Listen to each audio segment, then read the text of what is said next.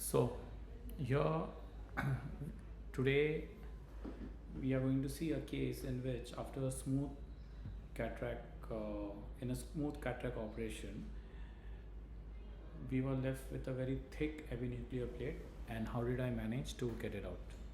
It may not be perfect, but it's just for the beginners of how we should get it.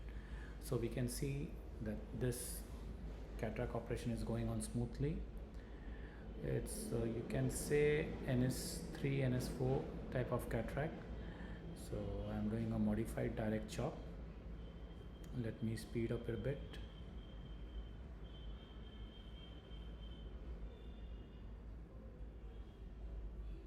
So this is a modified direct chop, and then I'm chopping to small pieces.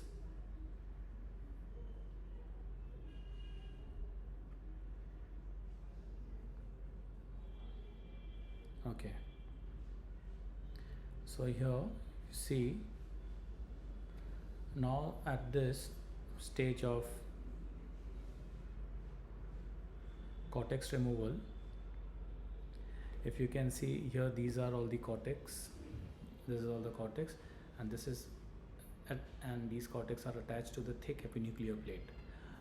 So I'll just pause here for a minute. Normally what happens, if there is a epinuclear plate and if there are the cortex here, so and if you pull the cortex, the epinuclear plate comes with the cortex to the eye probe, and that also gets sucked into the eye probe. But here what's happening is that the cortex is coming, but the epinuclear plate is remaining back. So now let's see what's happening here. So if you can see that the cortex is coming, and only the cortex is coming, but the epinuclear plate, it is getting detached from the cortex and it's pushing back. So here I am sensing that the things are not going the way I wanted to go, and I'm trying to get that epinuclear plate, but it's not happening. So clearly I am facing difficulty because of this thick epinuclear plate. Normally what happens is that with the cortex, the epinuclear plate comes, and then we do this. Okay, so here what I did, I'll just speed up a bit.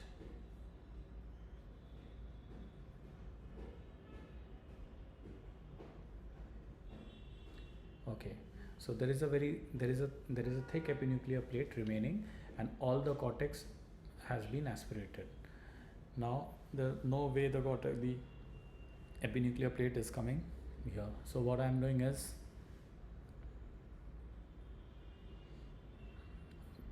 now I am taking an epinuclear plate and I am trying to find a window.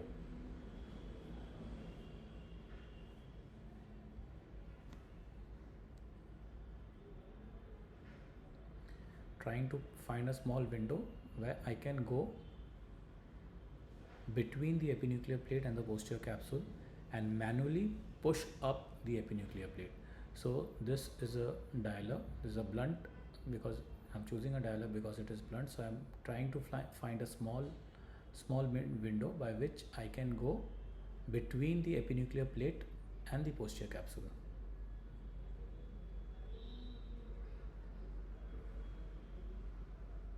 Okay, so this is how I'm slowly separating the epinuclear plate from the posterior capsule.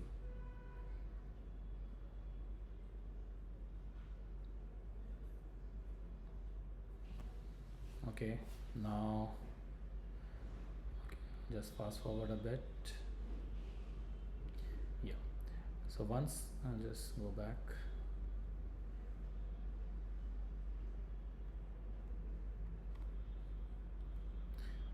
Okay, after enough detachment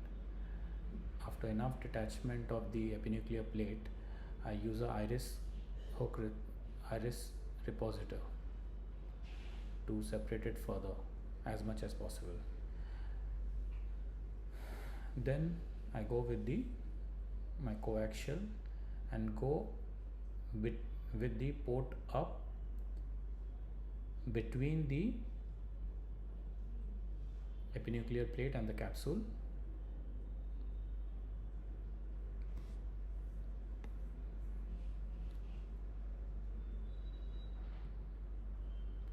And then I am targeting the edge so that it comes. Okay, so I'm just slowly targeting the edge.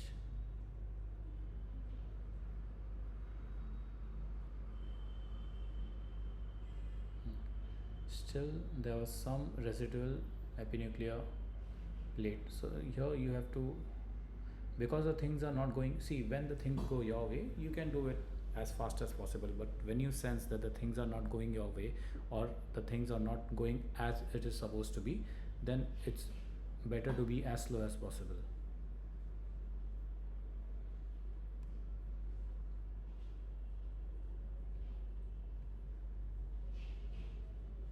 Okay, so this I have finished the epinuclear plate.